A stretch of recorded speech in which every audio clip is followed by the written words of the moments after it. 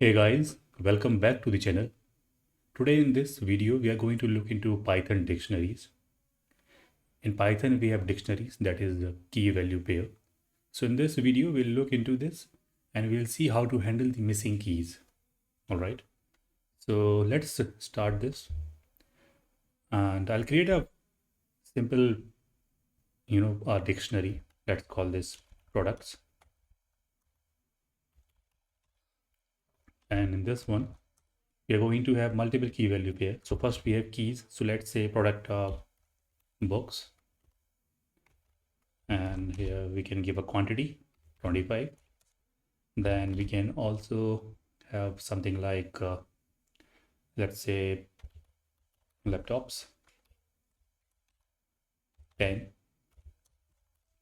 We can have covers, let's say 50. And let's give one more. So we'll say, what do we want? I'll say, I don't know, pens. And we'll say give it 30. Okay. Now if I have to print the dictionary, I can simply go ahead and say print products, and this would print the dictionary. So here we have the dictionary. Now what we can do is we can just try to understand how dictionary works. So here if I have to find the value of the books, I can simply use the books key, and if I run this, I get 25. Same way I can also get other, let's say heads, and I'll get the 30.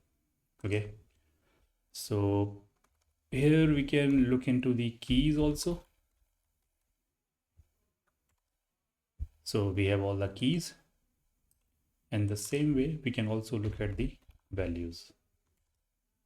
So we get all the values.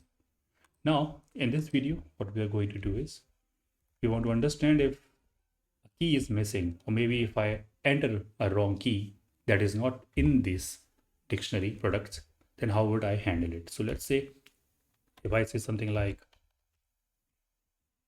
printers, and if I run this, so I get the key error, printers. So how can I handle this? So first way to is simply use try and accept. So if I say try and here I can say try this. Okay, and then I can say accept key error, and then here I can print no, I can say key is missing. Now if I run this, I get this key is missing. And if I say covers, I get the value. Great. So this is one way of dealing with this missing keys. Try and accept. Now there are other two ways we'll discuss. So let me comment it out. And I'll copy this one to save some time. Here, when we say something that is not available in it, something like printers, and if I run this, it is giving me key error. Now another way to deal with this is using get dot get.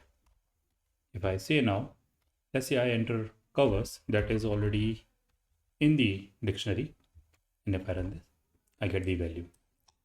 Covers value is 15. So I have 15 here. Now if I say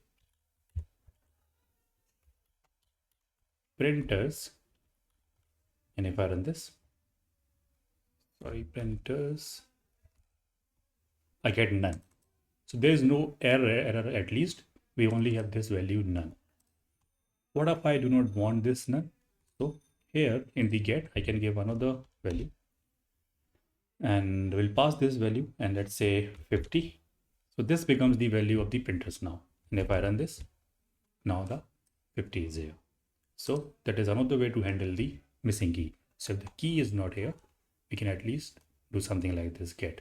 Here, if I go ahead and print products, I get this dictionary.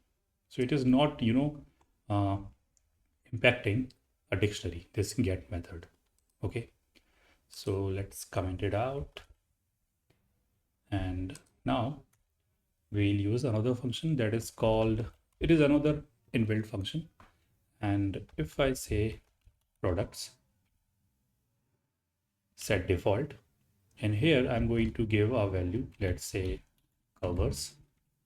And if I run this, if I run this, I get 15 because covers is already here. And what if I say printers? I get none. But now if I go ahead and print this dictionary products, I'm going to get all the whole dictionary, everything as it was here. But in the end, you see printers has been added to the product dictionary. The value to the printer has been given to none. So this is another way to deal with the missing key. But this time this set default is impacting the original dictionary. So when it is impacting, why not give a value to this? So again, like get, I can also give a value here. Let's say 35 now. And if I run this, we have 35. Okay. So this is the third way to deal with the missing keys in a dictionary. So first was the simple try and accept. Second was the get method, and third is the set default method. All right. This was all for this video. Thank you for watching.